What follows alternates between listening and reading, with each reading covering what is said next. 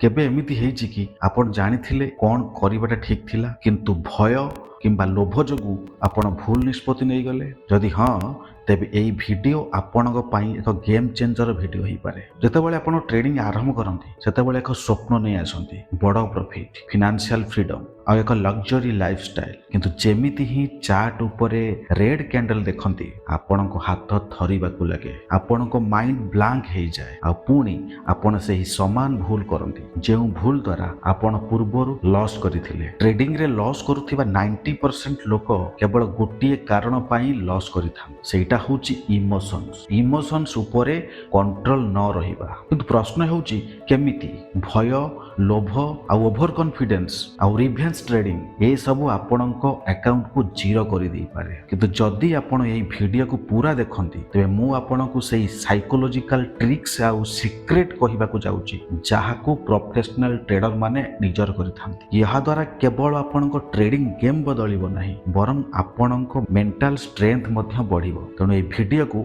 शेष पर्यंत निश्चय देखंतु, कारण शेष रे मु आपणक एक स्पेशल स्ट्रैटेजी मध्य देबी जहा आपणक ट्रेडिंग दुनिया को, ट्रेडिंग यात्रा को पूरा पूरी बदलै दै पारिबो। बंधुगण, ट्रेडिंग केवल एक टेक्निकल गेम नुहे, यह एक मेंटल गेम। एठारे सबुठार बड़ चैलेंज होउची निज इमोशंस को कंट्रोल करिबा। जदि आपण डरी गले तेबे छोट प्रॉफिट रे ही एग्जिट करि देबे, आ जदि लोभ आसी गला तेबे भूल एंट्री नै आपण आपनको अकाउंट को जीरो कर देबे। एबे भाबंतु बड़ बड़ ट्रेडर बा प्रोफेशनल ट्रेडर माने केमिति कोटी कोटी टंकार ट्रेड लगांती, से पुनी बिना कोनोसी भय रे, कारण से माने निज इमोशंस को कंट्रोल रे रखिथान। आज मु आपनको तीनोटी सबुठार बड़ ट्रेडिंग इमोशंस ऊपर केमिति कंट्रोल करिवे तार सीक्रेट टेक्निक कहବାକୁ जाउची। जेमिति कि भय को केमिति शेष करिवे, लोभ को केमिति आयत्त करिवे, आ ओभर ट्रेडिंग एवं रिवेंज ट्रेडिंग रु केमिति आपण दूरे रहिवे। जदि आपण यह शिखि गले तबे विश्वास करंतु आपण सही 10% सक्सेसफुल ट्रेडर मानक मध्य रे शामिल होई परिवे जेउ माने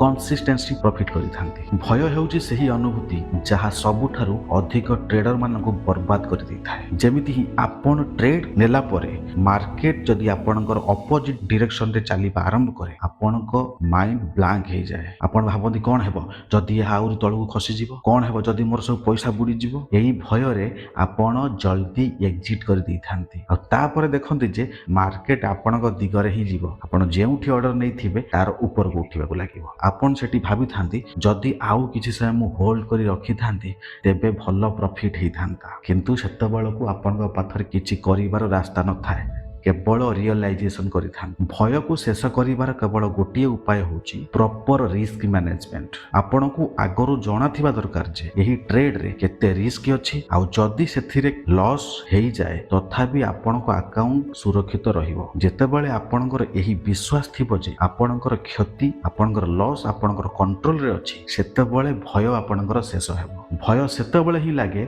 जेतेबेले हमकु जणा न थाए जे आमे कोन करूछु। तेणु सब एक स्ट्रैटेजी सहित ट्रेड करंतु आ बिना प्लान रे केबे भी मार्केट रे एंट्री करंतु नाही। एबे कथा हेबा आमे लोभ विषय रे। लोभ हेउजी सेही जाल जेउथिरे फसी बड़ बड़ ट्रेडर माने मध्य निज अकाउंट को उड़ेई सारिछन। जेतेबेले आपनको प्रथम प्रॉफिट मिले सेतेबेले आपण दिमाग कहे जे आउ टिके रहि जाओ, तापरे आउ टिके, किंतु मार्केट सब बेले आपनको मन मुताबिक चले नाही। अनेक समय रे अधिक प्रॉफिट चक्कर रे आपनको पाखरे जहा थिबो से भी आपणकर चली जीवो। आपनको लोभ को कंट्रोल करिबा शिखिबाकू हेबो आ तार सबुठार भलो उपाय हेउची आगरु ही निज प्रॉफिट टार्गेट सेट करंतु आ जेतेबेले ताहा मिलि जीवो बिना कोनोसी इमोशन रे आपण एग्जिट करि जानतु। प्रोफेशनल ट्रेडर माने जानि थांती जे प्रत्येक ट्रेड रु अधिक बाहर करिबाकू चेष्टा करले क्षति होई थाए। सेति माई से माने डिसिप्लिन सहित ट्रेड करि थांती आ जहा प्लान करिसंती सेही तिरे ही चली थांती। तृतीय रे सबुठार विपज्जनक जिनिस हेउची ओभर ट्रेडिंग। जेतेबेले कोनोसी ट्रेड भूल हो जाए सेतेबेले बहुत लोक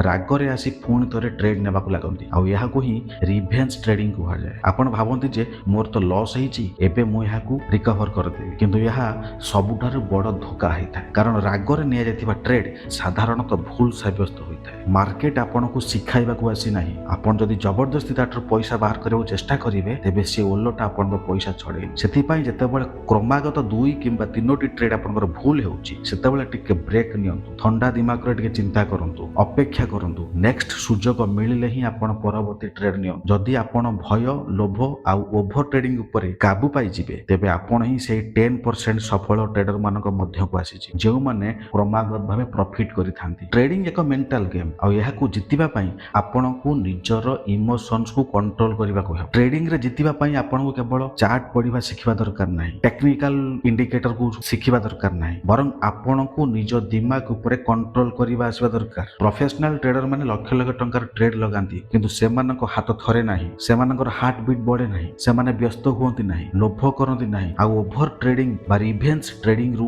ବଞ୍ଚିଥାନ୍ତି। କେମିତି? ଆଜି ମୁଁ ଆପଣଙ୍କୁ ସେଇ ସିକ୍ରେଟ କହିବାକୁ ଯାଉଛି, ଯାହା ଦ୍ୱାରା ଆପଣ ମଧ୍ୟ ଟ୍ରେଡିଂକୁ ଜଣେ ପ୍ରଫେସନାଲ ଟ୍ରେଡରଙ୍କ ପରି ହ୍ୟାଣ୍ଡେଲ କରିପାରିବେ। ପ୍ରଥମରେ ଆପଣ how to build your mental strength, ଆପଣଙ୍କର ମାନସିକ ଶକ୍ତିକୁ କେମିତି ଗଢିବେ। ସବୁଠାରୁ ପ୍ରଥମ ଜିନିଷ ହେଉଛି ମେଣ୍ଟାଲ କଣ୍ଟ୍ରୋଲ, ମେଣ୍ଟାଲ ଷ୍ଟ୍ରେନ୍ଥ। ଯେତେବେଳେ କି ଆପଣ ଟ୍ରେଡିଂ କରନ୍ତି, ଆପଣଙ୍କ ଦିମାଗ ତୁରନ୍ତ ଚିନ୍ତା କରିବାକୁ ଲାଗେ ଯେ ଯଦି ମୋର ଏଣ୍ଟ୍ରି ଭୁଲ ହେଇଗଲା ତ ମୋର ଲସ୍ ହେଇଯିବ, ଆଉ ଏଇ ଭୟ ହିଁ ଆପଣଙ୍କୁ ଦୁର୍ବଳ କରିଦେଇଥାଏ। କିନ୍ତୁ ପ୍ରଫେସନାଲ ଟ୍ରେଡର ମାନେ ଆଗରୁ ହିଁ ପ୍ରତ୍ୟେକ ଟ୍ରେଡରେ ରିସ୍କ ଫିକ୍ସ କରିଦେଇଥାନ୍ତି। ଯଦି 10,000 ଟଙ୍କାର ଟ୍ରେଡ୍ ଅଛି, ତେବେ ସେମାନେ ପୂର୍ବରୁ ହିଁ ସ୍ଥିର କରିନିଅନ୍ତି ଯେ ମୋତେ 500 ଟଙ୍କା କିମ୍ବା 1000 ଟଙ୍କାରୁ ଅଧିକ ଲସ୍ କରିବାର ନାହିଁ। ଏହାଦ୍ୱାରା ସେମାନଙ୍କ ମାଇଣ୍ଡ କୁଲ୍ ରହିଥାଏ, ଆଉ ସେମାନେ ସଠିକ ନିଷ୍ପତ୍ତି ନେଇପାରିଥାନ୍ତି। ସେକେଣ୍ଡରେ, follow the routine of professional trader. ଜଣେ ପ୍ରଫେସନାଲ ଟ୍ରେଡରଙ୍କ ଲାଇଫଷ୍ଟାଇଲକୁ, ରୁଟିନକୁ ଆପଣ ଫଲୋ କରନ୍ତୁ। ଜଣେ ନୂଆ ଟ୍ରେଡର ସିଧାସଳଖ ଚାର୍ଟ ଖୋଲେ ଆଉ ଟ୍ରେଡ୍ କରିଥାଏ, କିନ୍ତୁ ଜଣେ ପ୍ରଫେସନାଲ ଟ୍ରେଡର ଏମିତି କରିନଥାଏ। ସେ ପ୍ରଥମେ ମାର୍କେଟ ଆନାଲିସିସ୍ କରେ, ସଠିକ ଜୋନ୍ ଖୋଜେ, ରିସ୍କ ଆଣ୍ଡ ରିୱାର୍ଡ ଚେକ୍ କରିଥାଏ, ଆଉ ପୁଣି ଡିସିପ୍ଲିନ ସହିତ ଟ୍ରେଡ୍ ନିଏ। ଯଦି ଆପଣ ସତରେ ପଇସା କମାଇବା ପାଇଁ ଚାହୁଁଛନ୍ତି, ତେବେ ଟ୍ରେଡିଂକୁ ଏକ ପ୍ରଫେସନାଲଙ୍କ ପରି ଟ୍ରିଟ୍ କରନ୍ତୁ। ପ୍ରତ୍ୟେକ ଟ୍ରେଡ୍ ପୂର୍ବରୁ ଏକ ପ୍ଲାନ୍ ବନାନ୍ତୁ, ଆଉ ପ୍ରତ୍ୟେକ ଟ୍ରେଡ୍ ଉପରେ ତାର ରିଭ୍ୟୁ କରନ୍ତୁ, ଆନାଲିସିସ୍ କରନ୍ତୁ। ଥାର୍ଡରେ, 3 psychological tricks to control your emotions. ଆପଣଙ୍କ ଇମୋସନ୍ସ କଣ୍ଟ୍ରୋଲ କରିବାର 3ଟି ମାନସିକ କୌଶଳ, ଯେଉଁଥିରେ ପ୍ରଥମଟି ହେଉଛି ମେଡିଟେସନ। ପ୍ରଫେସନାଲ ଟ୍ରେଡର ମାନେ ନିଜ ମାଇଣ୍ଡକୁ ଶାନ୍ତ ରଖିବା ପାଇଁ ଧ୍ୟାନ କରିଥାନ୍ତି। ଟ୍ରେଡିଂରେ ରାଗ, ଭୟ ଆଉ ଲୋଭ ଆପଣଙ୍କୁ ବର୍ବାଦ କରିଦେଇପାରେ, କିନ୍ତୁ ଯଦି ଆପଣ 10 ମିନିଟର ଧ୍ୟାନ କରିବା ଶିଖିଯିବେ, ତେବେ ଆପଣ ନିଜ ଦିମାଗକୁ କଣ୍ଟ୍ରୋଲ କରିପାରିବେ। ଦ୍ୱିତୀୟରେ ହେଉଛି ଜର୍ନାଲ, ଟ୍ରେଡିଂ ଜର୍ନାଲ। ପ୍ରତ୍ୟେକ ଟ୍ରେଡକୁ ଆପଣ ନୋଟବୁକରେ ଲେଖନ୍ତୁ। କାହିଁକି ନେଲେ, କ'ଣ ପାଇଁ ନେଲେ, ଆପଣ କ'ଣ ଚିନ୍ତା କରି ନେଲେ, କ'ଣ ଠିକ ହେଲା ଆଉ କ'ଣ ଭୁଲ ହେଲା। ଏହାଦ୍ୱାରା ଆପଣଙ୍କୁ ନିଜ ଭୁଲକୁ ଦୋହରାଇବାକୁ ପଡ଼ିବ ନାହିଁ। ଏଥିରୁ ଆପଣ ଶିଖିପାରିବେ ଯେଉଁ ଭୁଲ ଆପଣ କରିଥିବେ, ସେ ଭୁଲକୁ ଆପଣ ସେକେଣ୍ଡ ଟାଇମ କରିବେ ନାହିଁ। ତୃତୀୟଟି ହେଉଛି ବ୍ରେକ୍ ନେବା। ପ୍ରତ୍ୟେକ ଟ୍ରେଡ୍ ପରେ 5 ମିନିଟ୍ କିମ୍ବା 10 ମିନିଟର ବ୍ରେକ୍ ନିଅନ୍ତୁ, ଯେମିତି ଆପଣ ଇମୋସନରେ ଆସି କୌଣସି ବିନା ଭାବିଚିନ୍ତି ପରବର୍ତ୍ତୀ ଟ୍ରେଡ୍ ନ ନେଇପାରିବେ। ଆପଣ ଡିସିପ୍ଲିନକୁ କେମିତି ବଢେଇବେ? ଡିସିପ୍ଲିନକୁ ମେଣ୍ଟେନ କରିବାର ବେଷ୍ଟ ପଲିସି। ଡିସିପ୍ଲିନକୁ କେମିତି ଆପଣ ମେଣ୍ଟେନ କରିବେ? ଯଦି ଆପଣ ଟ୍ରେଡିଂରେ ସକ୍ସେସ୍ ଚାହୁଁଛନ୍ତି, ତେବେ ନିଜ ପାଇଁ ନିୟମ ତିଆରି କରନ୍ତୁ, ଆଉ ସେଥିରେ ଅଟଳ ରୁହନ୍ତୁ। ଗୋଟିଏ ଦିନରେ 3ଟିରୁ ଅଧିକ ଟ୍ରେଡ୍ ମୋର କରିବାର ନାହିଁ। ଗୋଟିଏ ଟ୍ରେଡ୍ରେ 2%ରୁ ଅଧିକ ମୋର ରିସ୍କ ନେବାର ନାହିଁ। ପ୍ରତି ସପ୍ତାହରେ ନିଜ ଭୁଲ ଗୁଡ଼ିକର ରିଭ୍ୟୁ କରନ୍ତୁ। ଯେଉଁ ଲୋକମାନେ ବିନା ଡିସିପ୍ଲିନ ଟ୍ରେଡ୍ କରନ୍ତି, ସେମାନେ ଶୀଘ୍ର ପଇସା ହରେଇ ବସିଥାନ୍ତି, କିନ୍ତୁ ଯେଉଁମାନେ ନିୟମ ବନେଇ ଟ୍ରେଡ୍ କରିଥାନ୍ତି, ସେମାନେ ମାର୍କେଟରେ ଦୀର୍ଘ ସମୟ ପର୍ଯ୍ୟନ୍ତ ତିଷ୍ଠି ରହିଥାନ୍ତି ଆଉ ପ୍ରଫିଟ୍ କରିଥାନ୍ତି। ଆଉ ଟ୍ରେଡିଂକୁ ଏକ ବ୍ୟବସାୟ ହିସାବରେ ଟ୍ରିଟ୍ କରନ୍ତୁ। ନିଜ ମେଣ୍ଟାଲକୁ, ଆପଣ ନିଜ ମାଇଣ୍ଡକୁ ସେଇଭଳି ଭାବରେ ସେଟ୍ କରନ୍ତୁ ଯେ ମୁଁ ଗୋଟେ ବିଜନେସ୍ କରୁଛି। ଯଦି ଆପଣ ଟ୍ରେଡିଂକୁ ଜୁଆ ଭାବିବେ, ତେବେ ଆପଣଙ୍କୁ କେବେ ବି ସକ୍ସେସ୍ ମିଳିବ ନାହିଁ। ଟ୍ରେଡିଂକୁ ଏକ ବିଜନେସ୍ ପରି ଟ୍ରିଟ୍ କରନ୍ତୁ। ଯେଉଁଭଳି ଜଣେ ବିଜନେସମ୍ୟାନ ପ୍ରତ୍ୟେକ ପଦକ୍ଷେପ ଚିନ୍ତା କରି ଉଠେଇଥାଏ, ସେମିତି ହିଁ ଆପଣଙ୍କୁ ମଧ୍ୟ ଟ୍ରେଡିଂରେ ପ୍ରତ୍ୟେକ ନିଷ୍ପତ୍ତି ଚିନ୍ତା କରି ନେବାକୁ ପଡ଼ିବ। ଆଜିଠାରୁ ଆପଣ ସ୍ଥିର କରିନିଅନ୍ତୁ ଯେ ଆପଣ ଟ୍ରେଡିଂ ଇମୋସନ୍ସରେ ନୁହେଁ, ଏକ ଷ୍ଟ୍ରାଟେଜି ଆଉ ପ୍ଲାନ୍ ସହିତ କରିବେ। ଭୟ, ଲୋଭ ଆଉ ଓଭର ଟ୍ରେଡିଂ ଉପରେ କଣ୍ଟ୍ରୋଲ କରିବାର ଏହି କୌଶଳ ଗୁଡ଼ିକ ଆପଣଙ୍କୁ ସେଇ 10% ସଫଳ ଟ୍ରେଡର ମାନଙ୍କ ମଧ୍ୟକୁ ଆଣିପାରିବ, ଯେଉଁମାନେ ମାର୍କେଟରୁ କ୍ରମାଗତ ଭାବରେ ପଇସା କମେଇଥାନ୍ତି। ଏବେ ନିଷ୍ପତ୍ତି ଆପଣଙ୍କର। ଆପଣ ଭିଡ଼ ସହିତ ପଇସା ହରାଉଥିବା ଲୋକଙ୍କ ଭିତରେ ରହିବାକୁ ଚାହାନ୍ତି, ନା ସେଇ ପ୍ରଫେସନାଲ ମାନଙ୍କ ମଧ୍ୟରେ ସାମିଲ ହେବାକୁ ଚାହାନ୍ତି? ଯେଉଁମାନେ ମାର୍କେଟକୁ ନିଜ କଣ୍ଡିସନରେ ଟ୍ରିଟ୍ କରିଥାନ୍ତି। ଯଦି ଏହି ଭିଡ଼ିଓ ଆପଣଙ୍କର ପସନ୍ଦ ଆସିଥାଏ ତେବେ ଏହାକୁ ଲାଇକ୍ କରନ୍ତୁ, ଚ୍ୟାନେଲକୁ ସବସ୍କ୍ରାଇବ୍ କରନ୍ତୁ ଆଉ କମେଣ୍ଟରେ ଜଣାନ୍ତୁ ଯେ ଆପଣଙ୍କର ସବୁଠୁ ବଡ଼ ସମସ୍ୟା କେଉଁ, ଭୟ, ଲୋଭ ନା ଓଭର ଟ୍ରେଡିଂ। ମୁଁ ଆପଣଙ୍କର ପ୍ରତ୍ୟେକ ପ୍ରଶ୍ନର ଉତ୍ତର ଦେବି। ଧନ୍ୟବାଦ।